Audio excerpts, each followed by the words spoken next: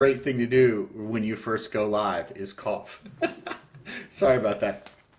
Um, thank you everybody for being here. Just jumping on live real quick. I wanted to talk about something that a couple conversations I've been having in the last couple days, and so I'm going to give everybody just a moment as I adjust my goatee. I'm going to give everyone just a moment to pop in here. What's going on, Brian?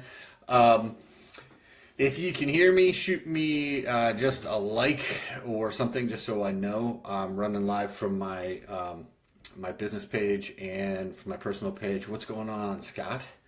You got a birthday coming up. I know that because I have a birthday coming up. Um, so we are about to, Beth Kraus, what's up? We are about to jump on here. James Ponsholt, cannot wait to see you in LA when I make it out there, which will be soon. Phil Hamner joined to give us the best advice.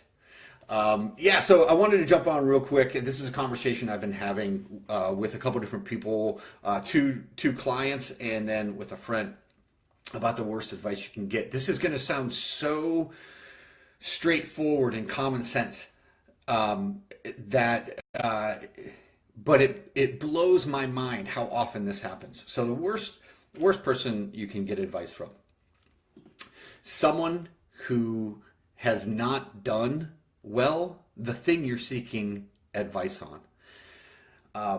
What do I mean by that?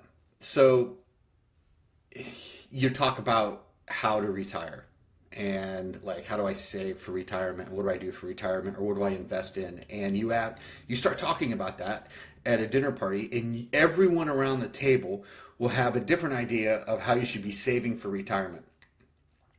However, none of them are actually saving for retirement. Or if you're like, okay, how do I get out of debt, right? So maybe you talk to a friend and you're like, yeah, I want to get out of debt. And the person's like, okay, here's what you need to do. And they start talking about how to get out of debt, but you know that that person is in more debt than you are and has no plan to get out of debt. It's ridiculous. Seeking advice from people who haven't done or don't do what it is you want to do is the worst place you can possibly get advice from. It blows my mind. And you see this. This is where I see this a lot. I'm on a lot of Facebook groups because I have my clients. Some of my clients are in private, closed Facebook groups where I give them the advice that they need. And it makes sense because I'm a coach. And so there are certain places where I have an expertise. Certain places. Like if I'm talking to a client and they've got Lyme's disease, I'm not going to coach them through that. I'll coach them around the mental aspect of how to deal with something that may seem as debilitating as Lyme's disease, but I'm gonna say you need to go see a specialist who spends all day every day dealing with this disease and knows how to help you navigate the actual ins and outs and medications and the way you need to eat and the way you need to take care of your body and the way you need to and on, right? I have got clients who are they spend every day in the financial world. Okay, now they will come to me and say, I need help with my personal finances, and you'd be amazed because personal finances are completely different than finances on Wall Street. But they're certainly not going to come to me and say, hey, how do I handle this certain situation that's going on in Germany right now? I don't know how to handle that. I know how to handle being in a boardroom and feeling confident and comfortable and having a plan and being intentional and being authentic. Yes. But you see this all the time. Your uncle is trying to give you relationship advice, and he's never had a solid relationship in his entire life. And yet, over and over again, I see people who listen to other people giving them advice on things they don't know anything about. So the worst person you can possibly take advice from is someone who doesn't know what they're talking about, hasn't been where you want to go, and isn't doing well in that area that you need help with. See you, Brian. Thanks for stopping in, bud. So if I want to get my car fixed, I'm not calling my sister and saying, what do you think I should do? Unless You know, I'm calling her to say, do you think I should go see a mechanic? Because she's going to say, yeah, because she doesn't know anything about cars.